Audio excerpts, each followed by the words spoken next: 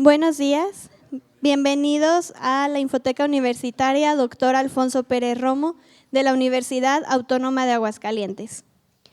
En nombre de la Dirección General de Difusión y Vinculación y del Departamento de Difusión Cultural, les agradecemos su presencia en esta 11ª charla del ciclo Helicón, que lleva como título Estado y Reformas Constitucionales, Avances y Retrocesos. Recordarles la dinámica de las preguntas. Al ser un evento grabado, si desean participar es necesario hacer uso del micrófono.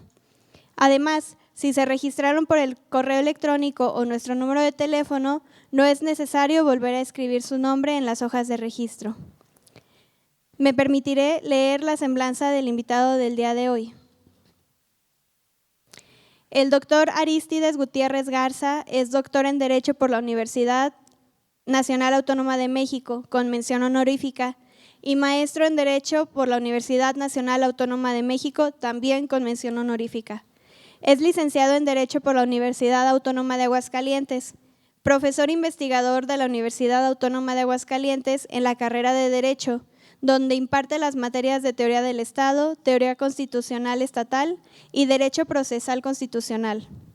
Es candidato a investigador por el Sistema Nacional de Investigadores. Ha realizado una estancia de investigación en la York University de Toronto, Canadá. Obtuvo el reconocimiento a la mejor ponencia en el 20º Seminario de Investigación Universidad Autónoma de Aguascalientes, la privatización del derecho público y la hibridación jurídica. Entre sus publicaciones se encuentra el libro La transformación de la dicotomía de lo público y lo privado en el Estado y el derecho en México, y artículos como la regulación económica como privatización de la función pública, la privatización del derecho público en la ley de hidrocarburos como forma jurídica de despojo y el caso de la extinción de la compañía Luz y Fuerza del Centro, pasos previos a la privatización del sector eléctrico en México. Sus líneas de investigación son sobre temas relacionados con la teoría del Estado, teoría constitucional, derecho constitucional y derecho administrativo. Bienvenido, doctor. Gracias.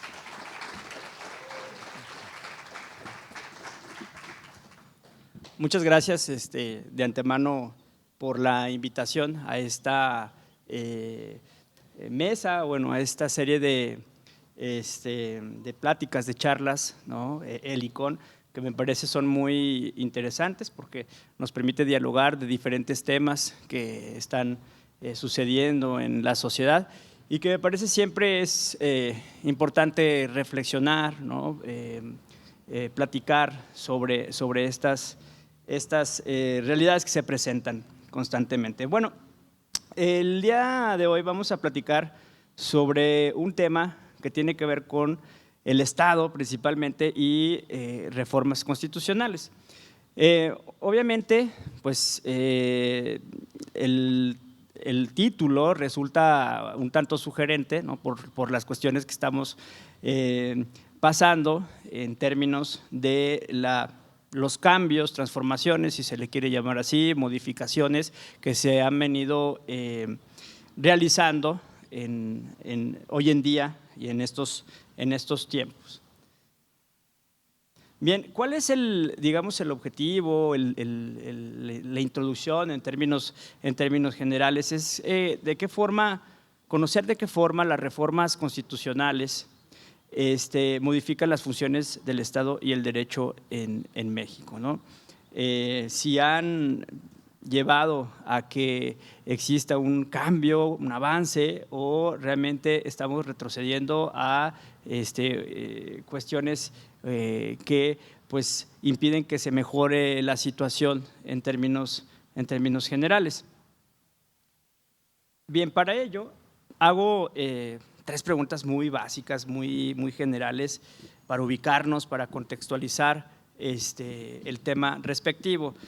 Primero, ¿qué función juega el Estado en esta etapa histórica, ¿no? ¿Cuál es el papel del Estado? ¿Para qué queremos un Estado que regule o que intervenga o que no intervenga? Es decir, ¿es necesario la función del Estado?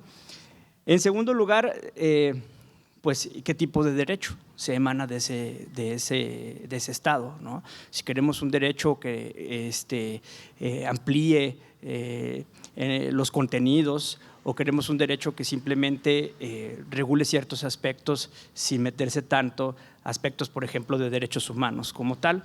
Y por último, pues la necesidad de las reformas constitucionales, es decir, ¿son necesarias las reformas a la Constitución o no es conveniente al respecto?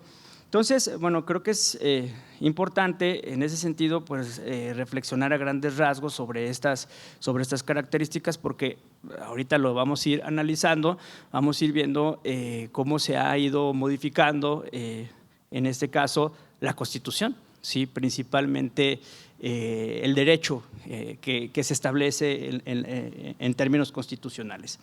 Y bueno, ¿cuáles son los pasos a seguir? Aquí es importante señalar que para entender la dinámica que vamos a tener el día de hoy, pues hay que ver, digamos, una especie de metodología, pero más bien yo le llamo pasos a seguir. Es decir, que si nosotros analizamos en términos generales en cada etapa histórica que nos encontramos, se establecen determinados tipos de relaciones sociales. Me refiero a relaciones sociales y va más encaminado en los términos de las relaciones que se dan en el poder y en el poder político en específico, ¿no? Entonces, ¿cómo influyen, por ejemplo, determinados factores reales de poder, ¿sí? Asociaciones, grupos, partidos, ¿sí? Es decir, cómo se están interactuando y se están reconfigurando, en este caso, ese tipo de relaciones en etapas históricas determinadas. Y por consecuencia, vemos cómo esas relaciones que se establecen, pues va a dar como pauta una cuestión política determinada y jurídica también. Es decir, se van a establecer determinadas formas políticas y jurídicas a partir de esas relaciones como tal. Desde mi punto de vista, no podemos perder la visión de que es importante que el derecho se entienda a partir, ¿sí?, de las relaciones que se dan en la sociedad. Es decir, para mí el derecho no es una norma sola y viviente por ahí, ¿no?, que va caminando y existiendo, sino que necesariamente tenemos que entender que el derecho se presenta a partir de las relaciones que se dan en la sociedad, ¿no? Y bajo esta idea, pues, podemos decir, es decir, para concluir esta reflexión, que en cada etapa histórica se corresponde a un determinado tipo de derecho. Es decir, que lo que dice el derecho y la manera como lo dice está relacionado directamente con las relaciones sociales en un momento histórico determinado. Bajo digamos, esta idea general, pues por consecuencia lo que vamos a desarrollar son dos aspectos generales. Uno, el primero, lo que es el desarrollo del Estado en México, aspectos generales, características generales de los años 80 hasta la fecha, cómo se ha estructurado, cómo se ha conformado, y después las reformas constitucionales, ¿no? Aquí lo que me interesa que nosotros pongamos atención es precisamente que si nos fijamos en cada sexenio, porque acá en México cada 6 años se cambia de presidente, es decir, hay un proyecto en específico, vamos a ver modificaciones a la Constitución, es decir, es, digamos, una actuación normal que cada presidente con sus políticas en específico intenten modificar la Constitución como tal, ¿no? Entonces no es como algo que sea ajeno a nuestra realidad política. Entonces me parece que en ese contexto pues vamos viendo esos cambios poco a poco. Y bueno, también cada presidente, cada sexenio intenta hasta cierto punto establecer una idea de política pública, ¿sí? Pero bueno, acá lo que sí es importante mencionar es que digamos que son proyectos, ¿sí? Son proyectos que algunos han tenido continuidad, otros se han quedado, ¿no?, en otras cosas o olvidados, si se le quiere llamar así. Entonces, esos proyectos pues los vemos reflejados directamente en la Constitución. Y en este caso, si nosotros vemos esta presentación, para poder catalogar o para poder caracterizar estas etapas, pues vemos cómo en un momento histórico se le puede denominar, incluso hasta antes de 1960, un estado social, si se le puede llamar así, es decir, intervenía en la economía, en ciertos sectores económicos, hasta los 80, ¿sí?, en donde empieza a establecerse una idea distinta del Estado y de su función en la sociedad, ¿sí? ¿Qué quiere decir esto? Que ahora el Estado pues funge o realiza funciones diferentes. Algunos los denominan Estado neoliberal, algunos también Estado regulador. Y ahora la cuestión es que me parece importante en este caso ver qué pasa actualmente, ¿sí? Es decir, si realmente hay un cambio de la función y del papel del Estado y el derecho, o seguimos bajo ideas de épocas o de etapas históricas anteriores. Por caracterizar, ¿sí?, hoy en día podemos decirlo, no sé, ahí habría que reflexionar un poco más o debatir un poco más si el Estado se está convirtiendo en un Estado neoproteccionista o si le queremos decir proteccionista como tal. Y ya lo iremos viendo en ese sentido. Bien, para señalar las características de uno y otro, ¿sí?, si se fijan en el Estado social de derecho, hay una articulación de lo público social en el Estado, ¿sí? ¿Qué quiere decir esto? Que el Estado está involucrado, interviniendo en las políticas sociales directamente. Y en este caso, pues principalmente se intervenía en aspectos económicos. El Estado, su función, su papel, pues en términos generales era, pues además de tener empresas, ¿no?, que pudieran ayudar a ciertos sectores específicos, pues también estableció en su momento medidas asistenciales, ¿sí?, como aspectos que tienen que ver con el trabajo, la salud, la vivienda, la educación, las pensiones, que creo que todo este recorrido, ¿no?, que se ha hecho, pues lo conocemos bien, es decir, las instituciones que conocemos hoy en día y que incluso están a discusión, pues se generaron a partir de esta idea, de este proyecto político que surge en esta etapa histórica en específico, ¿no? En este caso, podemos nosotros plantear que había una primacía de lo público, es decir, el Estado intervenía en bastantes relaciones, principalmente relaciones económicas, sobre lo privado. Sus funciones principalmente tienen que ver con ser rector en economía, sectores económicos estratégicos, empresas nacionales, áreas económicas planificadas, protección hasta cierto punto, o se intentaba hasta cierto punto ir a sectores, ¿no?, que se encontraban vulnerables o desprotegidos. Eso se le denominó en términos generales el famoso desarrollo estabilizador, que fíjense bien, ahí hubo un crecimiento económico, se señala en las estadísticas, de un 6–7%, bueno, acá señala 7% en la economía, ¿no? Entonces, esta etapa fue muy interesante porque económicamente se pudo crecer.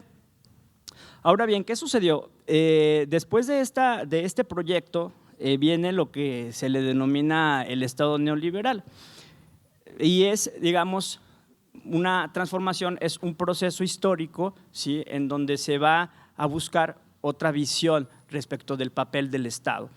Ya no es conveniente que el Estado intervenga en sectores, principalmente sectores que tienen que ver con cuestiones, no sé, agrícolas, y la política social se transforma, es decir, existe toda una desarticulación de lo público social y se da pauta, se empieza a dar pauta poco a poquito, no fue de un momento a otro, sino que es todo un proceso de expansión del ámbito de lo privado. ¿Esto qué quiere decir? Que ahora retoma un papel fundamental, en este caso las empresas y fundamentalmente la idea de mercado, ¿no?, que creo que eso es el proyecto importante. Sí hay un cambio estructural, sí hay una reestructuración de la actuación del Estado en la economía, se genera un desmantelamiento en el sistema público y social por un modelo de mercado, se generan las privatizaciones, la desregulación, la liberalización económica, y como idea de Estado, pues es un Estado mínimo, aunque a diferencia de otras etapas históricas anteriores, el Estado mínimo, o más bien el Estado en el neoliberalismo cumple un papel fundamental, es decir, el Estado no se aparta de las relaciones que se dan en la sociedad, sino que tiene que estar vigilante, ¿no? Tiene que estar atendiendo cuestiones de funcionamiento del mercado para que pueda salir avante. Y pues este periodo se da en México a partir de los años, o inicia, se presenta en 1980, ¿no? Entonces, bajo esta idea, también tenemos que reflexionar que se plantearon tres aspectos o tres temas fundamentales. Uno de ellos, el proceso de la globalización económica, es decir, aparte de que hay un proceso denominado neoliberal al interior, ¿no? Tenemos la parte externa, ¿no? Si lo queremos catalogar así, que tiene que ver con la globalización económica, es decir, es todo un movimiento global, ¿sí? En donde se implementa otro tipo de políticas. Segundo lugar, pues la necesaria privatización pues modificaciones de las funciones estatales y bueno, analizar que, digamos, en esta etapa cómo hay una especie, yo lo denomino hibridación, pero bueno, algunos autores lo enmarcan como una privatización, porque bueno, ya iremos viendo que las características específicas de este fenómeno pues tiene que ver como una especie de insertarse, ¿no? En el ordenamiento jurídico y bueno, se hace pasar como un derecho público, pero al final de cuentas no lo es tan así. Bien, el primer punto que tiene que ver con el Estado neoliberal y la globalización, bueno, nada más voy a señalar tres características, es decir, ¿qué le pasa a los estados con relación, o al Estado con relación al proceso de globalización económica? Es decir, ¿cuáles fueron los efectos? Pues, primero que nada, entender que la globalización es una relación de interdependencia, ¿sí? Principalmente en aspectos mercantiles a nivel global o mundial, si se le quiere denominar de una forma. Entonces, para que esto suceda, pues los estados también tienen que cambiar su estructura, ¿sí? Estructura normativa principalmente. Es decir, no es que el proceso de globalización se dé de un momento a otro, sino que tuvo que ir modificando aspectos normativos. ¿Y qué es lo que sucedió? Bueno, en primer lugar, se da la desnacionalización del Estado, la desestatalización del sistema político y la internalización de las políticas públicas. ¿Qué quiere decir esto? No, que al final de cuentas las políticas, por ejemplo, que tendían a buscar la protección de sectores nacionales, pues se tuvieron que modificar para darle cabida a otro tipo de actores que los podemos entender como actores internacionales. Es decir, por ejemplo, empresas pues que están o que se encuentran en todas partes, ¿no? Y que para ello pues el Estado tuvo que modificar su estructura en específico para que ello se pudiera concretar. Y en este caso, pues buscar la manera de que el derecho se ajustara a estos tipos de relaciones económicas globales, ¿no? Digo, en este caso, para poder ejemplificar todas las empresas, ¿no? Que vinieron desde los 80 hasta ahorita, por ejemplo, no sé, por ejemplo, la Nissan es un ejemplo de la globalización económica, no podemos olvidarnos de ello, y así, bueno, podemos contar muchísimas empresas al respecto. Entonces, la globalización es muy importante, es decir, el proyecto de la globalización creo que también influye en el papel del Estado, abandonando sectores importantes como tal. Ahora bien, si ustedes me preguntan, bueno, usted está hablando del neoliberalismo, ¿no? Como una forma que se estableció en estas épocas específicas, pues sí, el neoliberalismo creo que fue o es, todavía no lo podemos olvidar, es una doctrina, ¿no?, que se estableció en aspectos no solamente económicos o políticos, sino también ideológicos. Es decir, es una forma de ver la vida, ¿no?, en donde predomina el individuo, ¿sí?, como un sujeto que, pues no sé, yo lo veo más como un sujeto un tanto egoísta hasta cierto punto, ya me criticarán si lo veo así, pero que está muy vinculado a cuestiones del mercado, ¿sí?, también a cuestiones pues, de salir adelante por ti mismo. Tú esfuérzate y vas a tener todo lo que te da el mismo mercado, ¿no? Es decir, desvincularse de todas las cuestiones de visión comunitaria, y que me parece pues, ha tenido consecuencias bastante importantes dentro de nuestra sociedad. Entonces, bajo esta cuestión, ¿no?, dentro de aspectos ideológicos, también nos encontramos con cuestiones políticas y económicas. Bueno, políticas, pues obviamente permitir que el mercado se desarrolle libremente, ¿sí? Todo lo que tenga que ver con privatizaciones, en este caso, es positivo, y en la cuestión económica, pues con aspectos relativos a que el mercado se desarrolle por sí solo y que no se impida su funcionamiento, ¿no? Por consecuencia, pues vamos a encontrar que el papel del Estado, que en teoría, ¿no?, en la teoría o en etapas históricas anteriores tenía que proteger a la sociedad, ¿no?, y buscar la manera de que sectores vulnerables, bueno, se les apoyara, ¿no?, pues ahora el Estado ya no interviene como tal, sino que utiliza otros mecanismos, ¿sí?, que se pueden establecer a partir de las empresas y de los negocios y todas estas cuestiones mercantiles, si lo queremos llamar así. Entonces vemos que este circulito, bueno, no se ve bien, vemos que predomina el mercado en todas nuestras relaciones. Los servicios públicos incluso están sometidos a la lógica mercantil, el Estado y el derecho igual, y aquí lo interesante es que el interés público, ¿no?, que se supone el término o la palabra de lo público es para ayudar o solventar los problemas de la gente, ¿no?, pues en este caso está como que medio, pues, no quiero decir corrompido, vamos a decirlo así, es decir, de su idea original, pues en este caso ya no responde a estos orígenes específicos, ¿no?, a su fundamento como tal.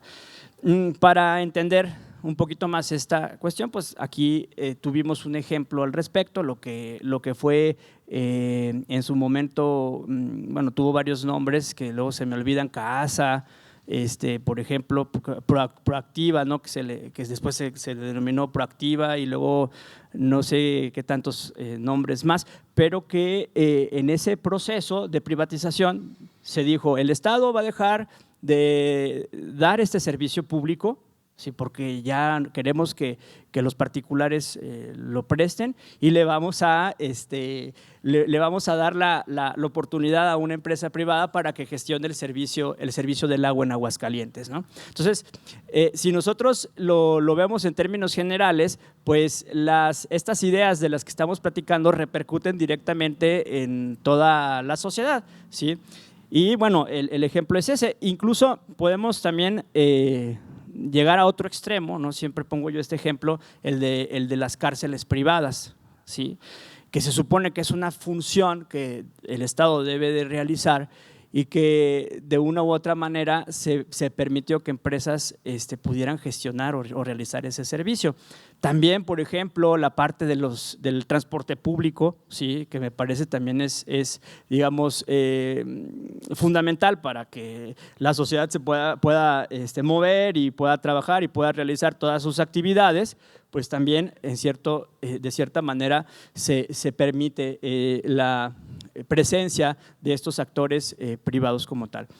La discusión en ese sentido siempre fue que era mejor que se realizara un servicio, en este caso un servicio público, por los particulares que por el Estado. O sea, yo me acuerdo que se decía que, por ejemplo, Teléfonos de México, ¿no?, que también fue ese proceso de privatización, Teléfonos de México no funcionaba, ¿no? Yo me acuerdo que se decía, era pésimo servicio y que al final de cuentas terminó vendiéndose, terminó siendo privado. Y bueno, habría que, a lo largo de los años, habría que reflexionar si realmente esta relación que se da con los particulares, ¿sí?, funcionó o no. ¿Sí? Porque muchas veces no nos sentamos a analizar en ese sentido estos aspectos generales, ¿no? Vemos, por ejemplo, hoy en día que ya es mía, ¿no?, la empresa estatal, si se puede llamar empresa, habría que analizar detenidamente su constitución, pero vemos cómo ahora dice, no, bueno, ya se va a modificar esa situación, ahora queremos que sea un régimen diferente y que esté involucrado el Estado, ¿sí? Entonces, se tuvieron que hacer ciertas reformas para que el Estado esté presente ahí como tal. Bueno, pues en este sentido y de manera muy general, en el neoliberalismo se establecieron funciones importantes, ¿no? Y bueno, se podía decir que el Estado neoliberal transnacional presenta dos funciones, una a nivel externo, órdenes jurídicos o regímenes jurídicos que van a buscar facilitar transferencia de recursos a nivel transnacional, tratados comerciales, acuerdos comerciales internacionales, ¿no? Nosotros el ejemplo pues lo tenemos, ¿no?, presente, es el Tratado de Libre Comercio, ¿no?, y ahora con su renegociación en específico. Y bueno, intercambios comerciales regionales e internacionales a través de bloques económicos. Entonces, dentro de esta dinámica de este Estado en su momento transnacional, lo importante pues era este tipo de acuerdos, ¿sí? ¿Por qué? Porque el proyecto político, en este caso un proyecto político transnacional, pues era llevarlo hacia esos extremos. En este caso, no sé si ustedes se acuerdan que se iba a firmar otro acuerdo que ya inmiscuía a los chinos, inmiscuía a varios ya países, creo que se le denominó el TTP, una cuestión así, Transpacífico, una cuestión así, pero no se pudo concretar, obviamente por los cambios políticos que se viven hoy en día.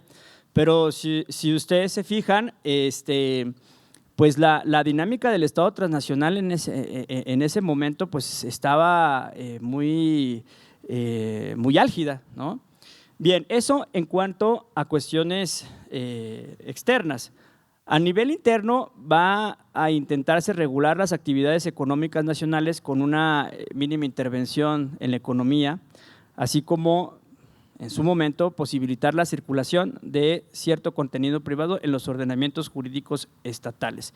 ¿Esto qué quiere decir? Que ahora va a predominar, digamos, relaciones contractuales o la posibilidad incluso de que el Estado, con su reglamentación y con sus ordenamientos específicos, se dé una retirada. Esto es importante. Quizá no comprendemos la dimensión, pero es importante porque en ese sentido, cuando se dan relaciones en el ámbito privado, son muy diferentes que las que se dan en el ámbito público, ¿sí? Entonces, por eso es interesante en ese sentido, porque el proyecto político del neoliberalismo no solamente plantea la retirada del Estado, sino además plantea la posibilidad de establecer ordenamientos de características privadas. Ya lo iremos viendo. Ahora bien, a nivel interno, va a existir actividades empresariales y corporativas que son consideradas como de interés general y utilidad pública y se van a imponer sobre la sociedad, incluso sobre las comunidades, a decidir sobre su propio territorio. Entonces, eso es importante porque digamos que durante ese proceso principalmente hubo muchas discusiones respecto a ciertas áreas en específico en comunidades en donde no se les respetaba su derecho, por ejemplo, a decidir, ¿sí? Y en ese sentido, pues la visión que se tenía era, pues a nosotros no nos interesa tanto el derecho a decidir las comunidades, se va a realizar un proyecto en específico y punto, se acabó, ¿no? Háganle como quieran, vayan a los tribunales y ahí ya a ver qué sucede. Entonces, la idea, el proyecto político va encaminado en ese sentido a el mercado, es decir, atender esas necesidades en específico. Ahora bien, en cuanto al tema de la privatización del Estado, pues ya señalé unos ejemplos: la privatización de los servicios públicos, ejercicio de funciones públicas por particulares, la huida del derecho administrativo. Estos dos temas son interesantes porque ya el Estado dice, no, ya que se regule del derecho privado y que el derecho privado ya ahí gestione los conflictos en caso dado de que se presenten, ¿no? Y de una u otra manera, pues hasta cierto punto la injerencia del Estado o la presencia del Estado es importante, ya lo iremos viendo por qué. Y luego, por último, las modificaciones en la relación jerárquica entre Ejecutivo y organismos autónomos y modificación de principio de control y mando. ¿Esto qué quiere decir? Lo traduzco un poquito. Ya ven que hoy en día hubo una modificación constitucional, una reforma constitucional a los órganos, a ciertos órganos reguladores, incluso órganos constitucionales autónomos. Son organismos que en este caso que se crean en esta etapa, que realizan una función en específico, técnica, económica muy especializada, ¿no? Y en ese sentido, entonces el control que en su momento debía tener el Estado sobre esos temas, pues se delega y se crean estos organismos. Por eso fue toda una discusión respecto a estos órganos constitucionales de que si era necesario que existieran o que no existieran. En términos generales, a mi forma de ver esta situación, pues me parece que sí debilitaba la función del Estado en específico. Pero bueno, es toda una discusión al respecto. Y además hay procesos que no son o no llevan a cuestiones de reformas constitucionales, sino más bien se insertan dentro de la propia normatividad. Y en ese sentido, por ejemplo, hay instrumentos y contenidos del ámbito de lo privado, se van a insertar, se van a situar dentro del ámbito gubernamental y, bueno, esos instrumentos privados se van a encontrar en el ámbito público y que van a hacerse parecer como si fuera de interés general, de interés público, de utilidad pública. Entonces, ahí le digo, es una especie de hibridación media extraña que se presentó en esta época, en esta etapa. Por ejemplo, si ustedes me preguntan, ¿cuáles son esos instrumentos? Bueno, nada más por mencionar las negociaciones que se pueden dar entre el Estado y los particulares de carácter civil, ¿sí? Muchos se preferían aspectos contractuales, ¿sí? Y no someterse a una reglamentación estatal, ¿sí? Eso sería, digamos, el ejemplo al respecto.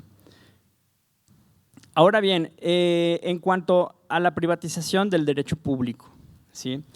La privatización de lo público va a consistir principalmente en ser una técnica por medio del cual se van a trasladar funciones y servicios del Estado al sector privado. Es un derecho que se hace pasar como derecho público, pero que en realidad son mecanismos de contenido de derecho privado en los ordenamientos jurídicos estatales, ¿no? ¿Y cuáles son sus elementos? Es decir, ¿cómo los podemos nosotros ver, ¿no? Planteados como tal? Pues obviamente en el nivel discursivo de las normas en específico. Es decir, que se combinan, por ejemplo, términos como el sector estratégico de interés público y social, de utilidad pública, de orden público, con principios de eficiencia, eficacia, competencia y mercado, ¿no? Entonces, ahí esas racionalidades discursivas o, bueno, esos discursos, más que nada, se combinan como tal en las normas. Se establecen técnicas de regulación y de competencia económica, procedimientos de derecho mercantil y civil, se permiten esquemas contractuales que subordinan al derecho público sobre el derecho privado. A nivel de técnicas, instrumentos y procedimientos, pues sujeción de los organismos públicos al derecho privado mediante resolución de conflictos arbitrales, sujeción al derecho privado de las empresas productivas del Estado y técnicas, instrumentos técnicos científicos como lo son dictámenes o normas técnicas que son aplicados bajo criterios de eficiencia, eficacia, competencia económica y que provienen de entidades privadas nacionales e internacionales. Esto que estamos hablando fue todo un proceso que se dio y que, pues, digamos, se tenía una visión, ¿sí? ¿Por qué hago énfasis en esto? Porque los términos que se utilizaban o que se utilizan respecto a esta visión es necesario la competencia, es necesario ser eficientes, es necesario ser eficaces, es necesario que, pues, obviamente el mercado se vea reflejado bajo estas condiciones. Entonces, si uno lee la normatividad en específico, se va a encontrar por todos lados estos términos, ¿sí? Y que me parece, creo yo que pues sería bueno reflexionar si el papel del Estado tiene que ir encaminado a esas dinámicas o no, ¿sí? Siempre me ha llamado la atención en ese sentido, porque a mi forma de ver, una cosa son las empresas, que obviamente todos sabemos que las empresas se dedican a obtener dinero, ganancias, ¿sí? Y pues el Estado no necesariamente, en sus inicios, ojo, no necesariamente estaba vinculado a obtener dinero, ¿sí? Y entonces, bajo estas nuevos discursos, pues vemos cómo se establecen estas ideas, ¿no? Y se reflejan directamente en las normas respectivas. Bien, como mecanismos en la legislación en general, vemos, por ejemplo, una reforma que se dio por ahí del 2013, ¿sí? En el artículo 25 constitucional, en donde se establecen criterios como económicos como lo son la eficacia, la eficiencia, la honestidad, la productividad, transparencia, rendición de cuentas, mejores prácticas como base de la actuación de un organismo gubernamental.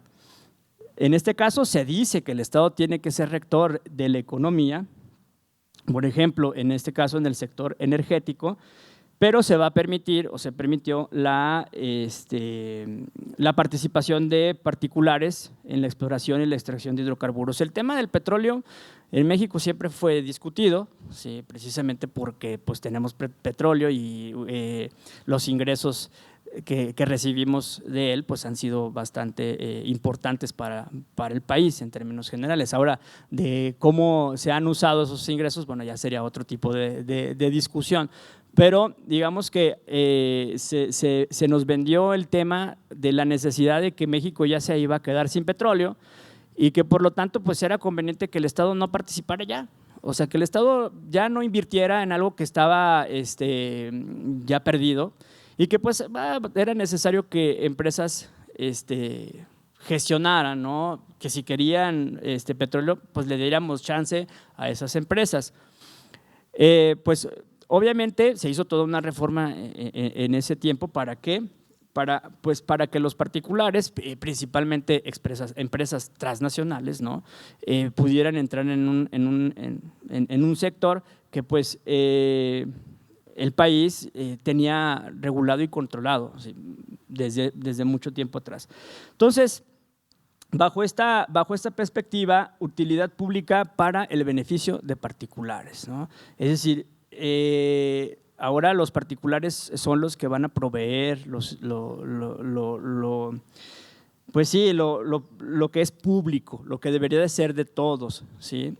El ejemplo más claro para que se pueda también entender, y ahorita recordando un poquito esta cuestión, pues es la discusión que hay sobre los hospitales públicos y los hospitales privados. Por ejemplo, el servicio de salud debe ser pública o el servicio de salud debe de ser privado, ¿no? Entonces, es toda una discusión que en este caso me parece muy interesante. Pues obviamente la salud es muy importante en nuestra sociedad, ¿sí? No se puede hacer nada si uno no está bien, si uno no está sano. Y pues habría que preguntarle en este caso a la sociedad si necesita un servicio público de salud eficiente o un servicio público de salud que no, más bien que no sea costoso, ese sería el término. Esto en cuanto a la utilidad pública, es decir, ¿qué sería lo público? ¿Qué debemos de discutir en torno a lo público? Y si el proyecto, en este caso de corte neoliberal, atendía a ello o atendía más el beneficio de los particulares. Y como ejemplo, vemos una jurisprudencia que nos habla sobre ahora la utilidad pública en esta etapa en específico. Dice lo siguiente, lo voy a leer textual. Para ello, atendiendo a esa función y a las necesidades socioeconómicas que se presenten, es evidente que no siempre el Estado por sí mismo podrá satisfacerlas, sino que deberá recurrir a otros medios como autorizar a un particular para que preste un servicio público o realice una obra en beneficio inmediato de un sector social, inmediato de toda la sociedad. Entonces, ahí, si ustedes se fijan, se trata o se intenta de justificar que los particulares realicen servicios que le corresponden al Estado. Si nosotros analizamos tratados internacionales e incluso nuestra propia Constitución, el Estado está encargado directamente de realizar los servicios públicos. Ahora, eso no significa que no puedan intervenir particulares, pero obviamente digamos, la rectoría de esos servicios o de esas actividades las tenga el propio Estado y que no las delegue a los particulares. Y bueno, por último, vemos cómo estos procedimientos que se implementaron, es decir, se crearon muchas figuras. En este caso, pongo el ejemplo de la ley de hidrocarburos, ¿no?, del sector petrolero con esta reforma en específico. Por ejemplo, contratos, ¿no?, la figura de los contratos de exploración y extracción y asignaciones de empresas productivas del Estado. Servidumbre legal de hidrocarburos por vía administrativa. Esto quiere decir que no era necesario recurrir ante un juez, sino que si tú haces un procedimiento en vía administrativa, se te podía expropiar, no sé si se llamaría expropiar, pero se podía que el bien en específico, un terreno en específico, pasara a las empresas como tal. Y bueno, y regulación del derecho civil en el ámbito del hidrocarburo. Que acá hay que señalar, que quiero comentarles que releyendo un poco las reformas que se han hecho a la ley en específico, me llamó mucho la atención porque si bien es cierto se intenta que el Estado retome el control de esas actividades, pues no se eliminaron figuras contractuales como aspectos contractuales o aspectos de que el Estado delega en caso de un conflicto la resolución a ámbitos del derecho civil y el derecho mercantil, ¿no? O sea, eso es interesante porque ahora se hace otro tipo de mezclas ahí un poco raras. Y bueno, una vez dicho esto, ¿sí?, una vez mencionado toda esta etapa, es decir, todas estas características que se dieron en esta etapa del neoliberalismo, ¿no?, veamos un poco las reformas constitucionales, es decir, si ha habido un cambio al respecto o no.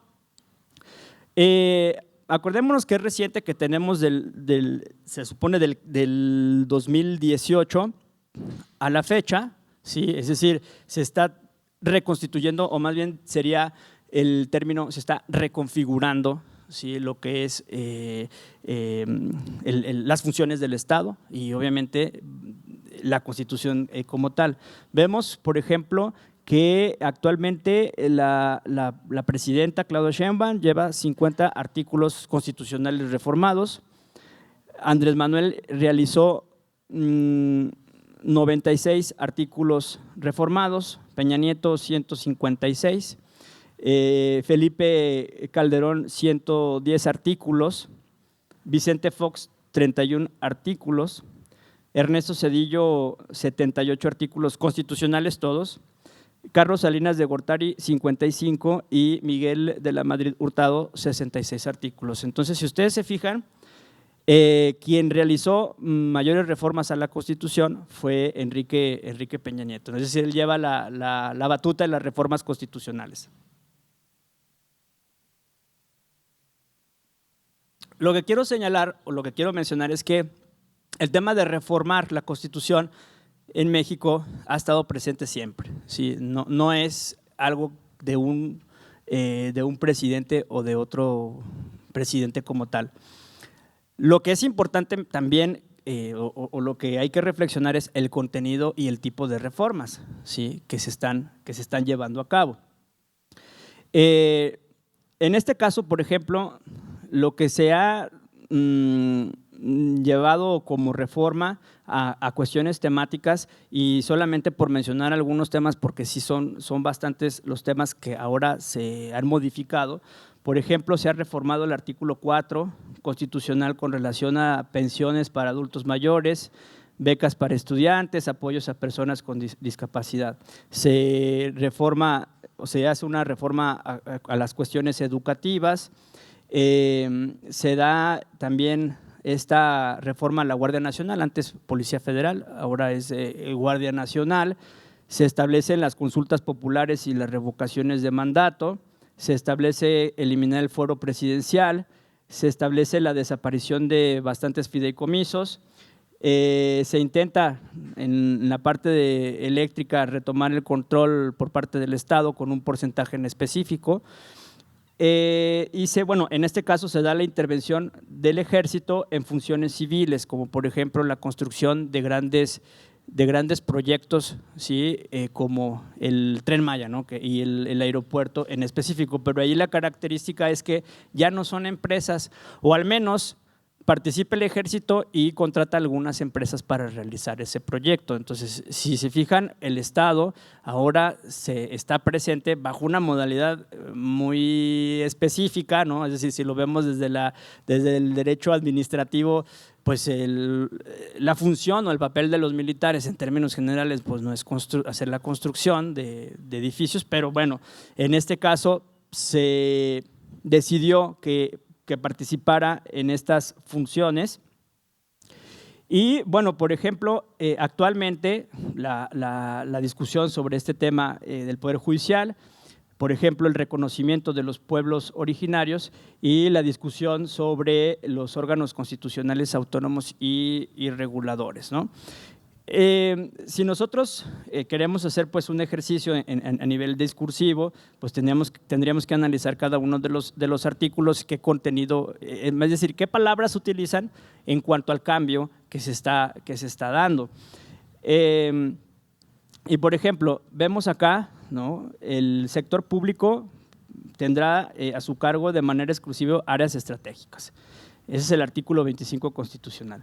El gobierno federal mantendrá la propiedad y el control sobre los organismos y empresas públicas antes productivas del Estado que en su caso se establezcan. Por ejemplo, acá ahora dijeron en esta reforma que se acaba de hacer sobre estos artículos en específico, ya no van a ser empresas productivas del Estado, ¿sí? Ahora el término va a ser empresas públicas o empresas públicas del Estado, ¿no? O sea, se le quita ciertas palabras que venían de una visión anterior, ¿no? Como tal. Otra cuestión, corresponde exclusivamente a la nación la planeación y el control del sistema eléctrico nacional, ¿sí? Ahí si se fijan, ahora el Estado va a retomar ese papel, así como el servicio público de transmisión y distribución de energía eléctrica. En estas actividades no se van a otorgar concesiones.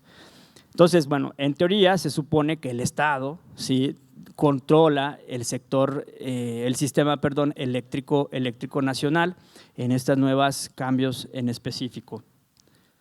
Ahora, por ejemplo, en el artículo 27 nos señala, las leyes determinarán la forma en que los particulares van a participar en actividades de esta industria en específico, es decir, la industria eléctrica, y si se fijan, dice que en ningún caso tendrán prevalencia sobre la empresa pública del Estado. Entonces, ahí la reforma que se estableció, si se fijan en el discurso, ya no es empresa productiva, sino que ya no es, digamos, darle pauta a los particulares, sino decir, ahora el Estado va a tener, en este caso, prevalencia sobre los particulares. Y luego se agrega, que es algo que me llama la atención, con su responsabilidad social y garantizar la continuidad y accesibilidad del servicio público de electricidad. O sea, que esto se inserte en un texto constitucional, bueno, pues es interesante hasta cierto punto, porque ahora ya no es, si se fijan, el negocio de la electricidad, ¿sí? Ya no es el mercado, sino que ahora el Estado tiene que darle continuidad y accesibilidad del servicio público. Bueno, ¿cuál es el propósito? El propósito en este caso de obtener ingresos para el Estado que contribuyan al desarrollo de largo plazo de la nación. Y, por ejemplo, se van a poder llevar a cabo actividades de exploración y extracción del petróleo y demás hidrocarburos mediante asignaciones a empresas públicas del Estado, ¿no? Entonces, si se fijan, otra vez empresa pública del Estado, pero la siguiente parte dice se puedan llevar a cabo contratos con particulares, pero digamos que el objetivo es que el Estado controle esta parte como tal. Y bueno, pues áreas estratégicas, es decir, áreas estratégicas, creo que no lo señalé, no lo definí, pues son áreas que exclusivamente el Estado controla, ¿sí? Regula y que tiene prevalencia sobre otros sectores, en este caso correos, telégrafos, radiotelegrafía, minerales en general.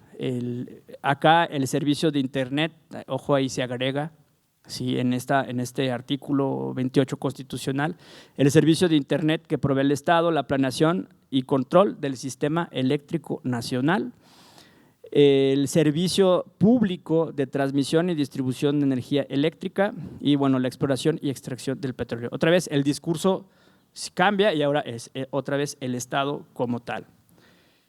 Y se le agrega lo siguiente. Dice, los objetivos serán preservar la seguridad y autosuficiencia energética en la nación, y fíjense lo que se establece, y se va a proveer al pueblo de la electricidad al menor precio posible. Eso está ahora en la Constitución, evitando el lucro para garantizar la seguridad nacional y soberanía a través de la empresa pública del Estado que se establezca. Entonces, si nosotros reflexionamos en términos generales, vemos cómo en cada etapa histórica hay un proyecto, una visión en específico. Estas reformas se acaban de realizar, no tiene mucho que se presentó en el país y en el Congreso, efectivamente, y vemos cómo el discurso cambió. ¿Sí?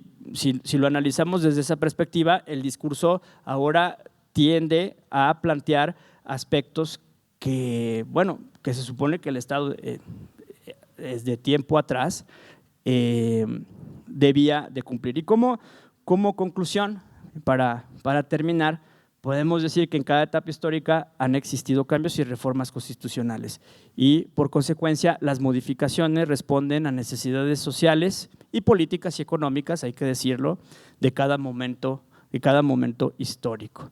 Pues nada, les agradezco su atención y pues no sé si vamos a pasar a las rondas de preguntas. Muchas gracias.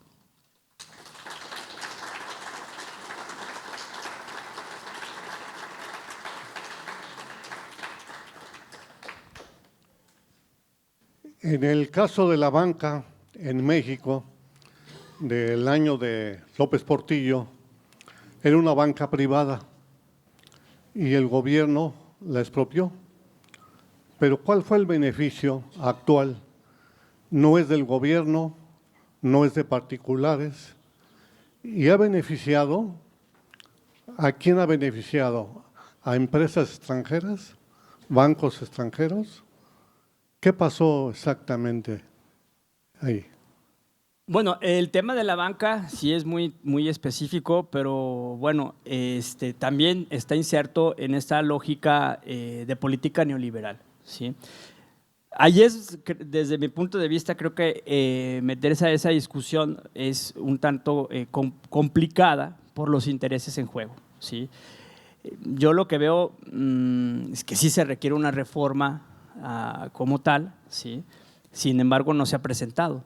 O sea, no se ha dado. Habría que preguntarse por qué no se presenta esta reforma. ¿En qué términos? En términos de ajustar algunas medidas, ¿no?, que tienen los bancos. Pero bueno, también en este caso, por ejemplo, tenemos un banco de México que es un órgano constitucional autónomo. Entonces, no se ha querido, su estructura no se ha querido modificar precisamente, yo creo, por la parte del tema económico, que es muy importante, ¿sí?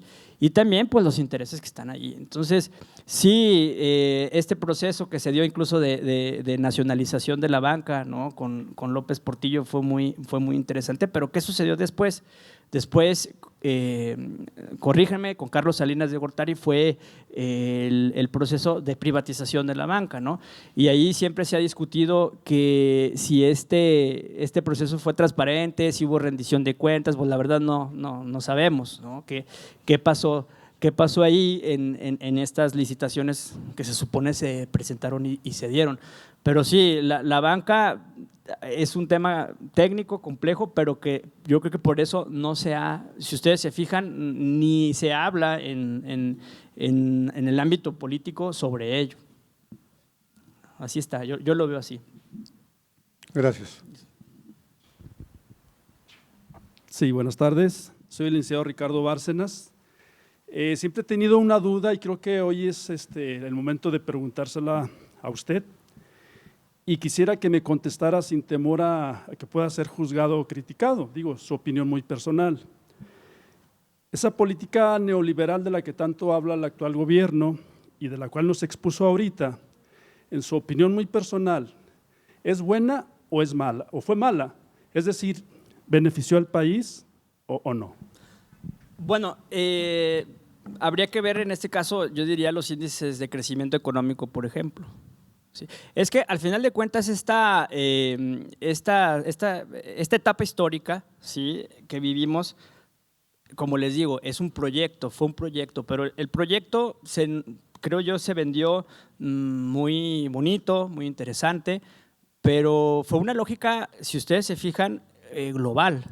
O sea, no solamente México fue el que hizo este tipo de modificaciones. O sea, estas políticas transnacionales, pues los estados tuvieron que reformar sus estructuras y sus visiones nacionalistas, y de una u otra manera, al final de cuentas, no, ya que lo vemos un poquito alejado, pues fue para mí una estructura creada para beneficiar a unos cuantos, ¿sí? A pesar de todas las situaciones que pudiera haber dentro de la sociedad, pero fue muy dura para muchos sectores. Bueno, o es todavía, estamos en esas transiciones, es muy dura en ese sentido este tipo de políticas, porque creo yo, es como si nosotros tenemos un pastel, ¿sí? Yo siempre lo imagino así, y entonces ese pastel dice, bueno, tenemos un pastel y nos venden la idea de que toda la población nos va a tocar la mayor parte, pero al final sí nos tocó una rebanada. No, pues eso fue creo yo que eso fue ese tipo de implementación de políticas como tal. O sea, realmente fue una situación que ayudó a unos cuantos, vamos a verlo así, ¿no?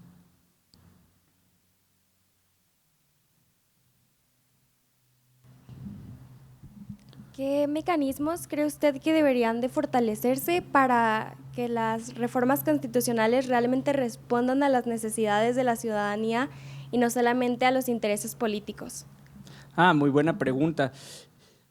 Pues no sé, no es sencilla, digamos, la respuesta al respecto. Hay mecanismos de participación democrática, pero a veces no llegan, ¿no?, a concretarse como tal, ¿no? Entonces, bueno, me parece que se podían introducir algunas leyes de carácter más, pues sí, más flexibles, que permitan la participación de la ciudadanía, pero muchas veces la ciudadanía no porque no es interesada, creo yo, no es eso, sino más bien no tiene el tiempo, está buscando el pan de cada día.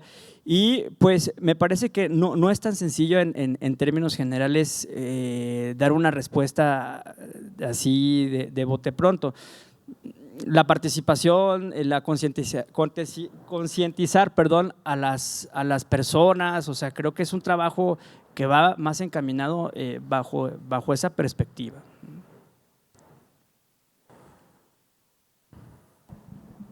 Bueno, antes que nada, felicitar al doctor.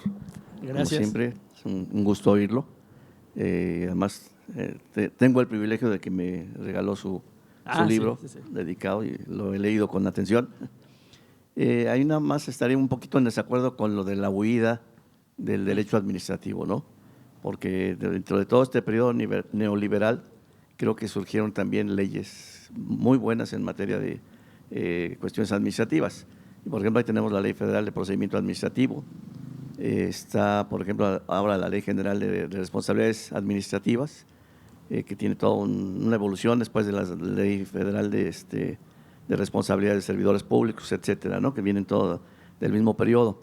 Pero otra también es la Ley de Responsabilidad Patrimonial del Estado, en cuestión de administrativo, ¿no? Y en cuestión de los organismos constitucionales autónomos, creo que más que huida del derecho administrativo fue el resultado de la lucha de grupos que incluso eran de izquierda por quitar cierto control de ciertas cosas al Estado, ¿no? Y por ejemplo en el INAI pues teníamos el beneficio de que ahí se cuestionaban nuestros derechos a la privacidad, etcétera.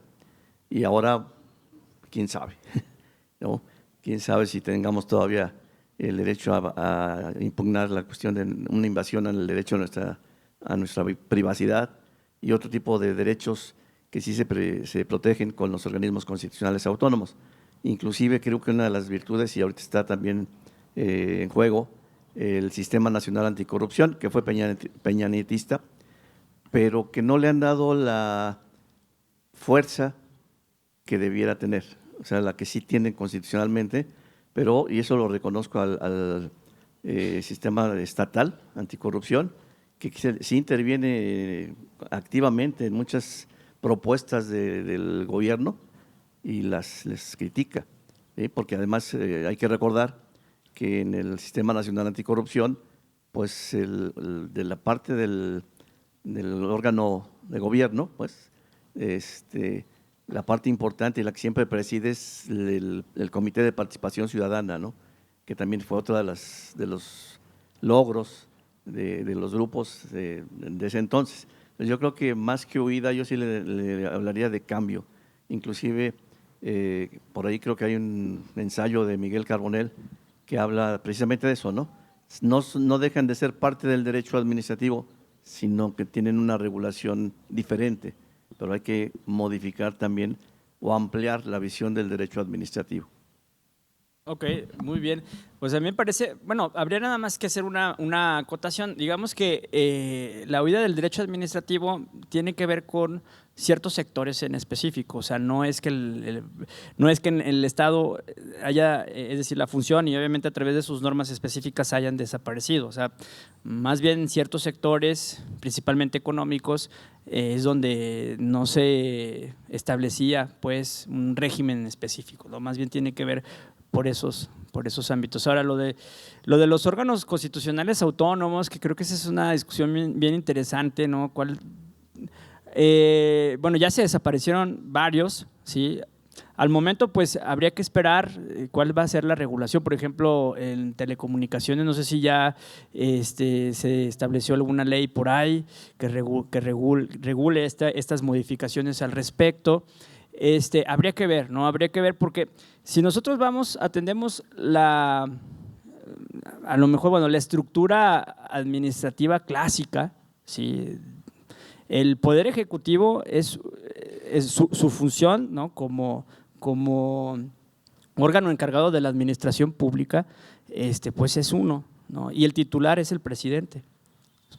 Así surge, ¿no?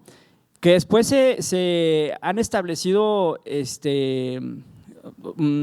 instituciones dentro de la propia administración pública para poder realizar las actividades del propio Ejecutivo, bueno, esa es otra cosa, ¿no? Ya ve la parte de los organismos centralizados, descentralizados, desconcentrados. Entonces, en ese tema, a mí me parece que se pueden crear y se pueden modificar instituciones, ¿sí? Que al final de cuentas vamos a ver si el tiempo ya nos dirá si funciona o no funcionó esta desaparición de estos institutos en específico, ¿no? Pero, por ejemplo, los órganos constitucionales autónomos, pues me parece que si lo que hay dentro de su explicación es que deben ser primero órganos que realicen una función muy específica, pero no debe ser todos. Es decir, que si nosotros tenemos una secretaría, si por ejemplo la Secretaría de Energía o la Secretaría de Comunicaciones y Transportes, que puede realizar esa función, ¿por qué no la realiza? O sea, esa era la idea de tener las secretarías como tal, ¿no? Entonces se separan es decir, se crean nuevos órganos que dependían de estas secretarías para realizar una función que antes realizaba la secretaría. Ahora, lo que sí hay que decir es que al final de cuentas se venía de un Estado y de una administración pública, las críticas que se le hacían en su momento es que había un mal funcionamiento, ¿no? Mucha corrupción, mucha burocracia, ¿no? Y que era necesario que se generara una dinámica distinta en esa época y que por eso se justificó la creación de estos órganos en específico, ¿no? Pero bueno, al final de cuentas habría que preguntarnos si no sería una doble función, ¿sí? Porque pues sí, están realizando actividades que le corresponden directamente a la secretaría respectiva. Entonces, bueno, son modificaciones muy interesantes. Ahorita no podemos dar un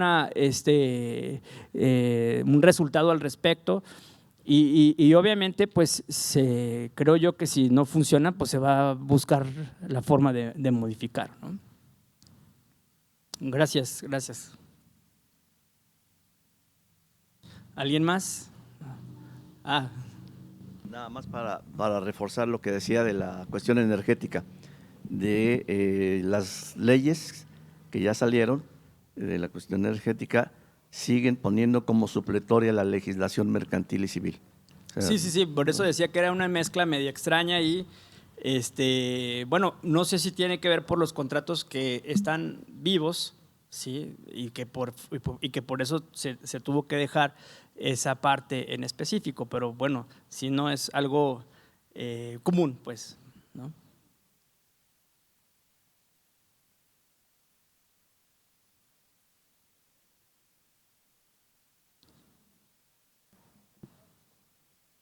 Bueno, si no hay más preguntas o más participación, agradezco al doctor Arístides Gutiérrez Garza por la participación en este espacio de difusión universitario.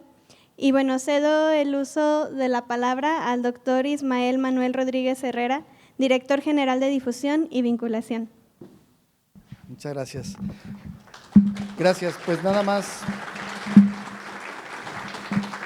reiterar el agradecimiento al doctor Arístides Gutiérrez, muy interesante la charla, nos deja también con tarea para pensar lo que estamos haciendo.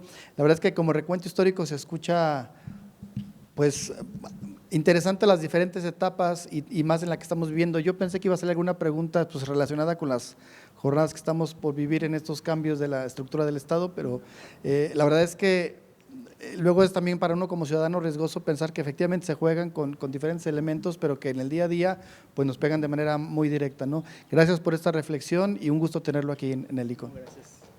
Muy interesante. Muchas gracias.